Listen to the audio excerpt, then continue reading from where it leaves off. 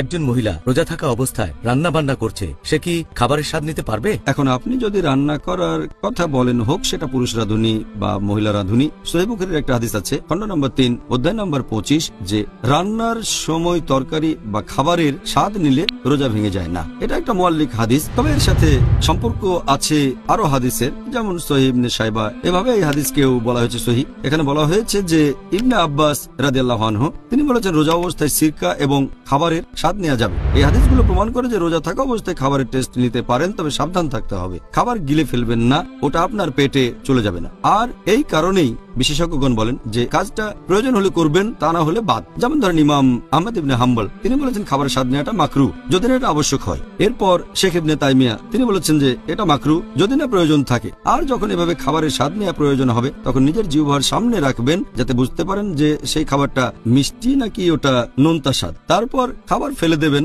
গিলে ফেলবেন না। এটা করলে রোজা ভাঙবে না। অথবা যদি কোনো মা খাবার খাওয়াতে চায় বাচ্চাকে, অনেক সময় খাবারটা চিবিয়ে দিতে হয়, এখানে মা সেই খাবারটা চিবিয়ে সে বাচ্চাকে দিতে পারেন, তবে মাকে সাবধান থাকতে হবে যেন খাবারটা না খেয়ে ফেলেন, গিলে না ফেলেন। এই ধরনের পরিস্থিতিতে খাবারের স্বাদ নেওয়ার অনুমতি আছে, তবে প্রয়োজন ছাড়া নয়। যেমন অনেক ক্ষুধা লেগেছে সেজন্য স্বাদ নিলেন, এটা মাকরু, যদিও সেই রোজা ভাঙবে না। মাকরু মানে না করলেই ভালো।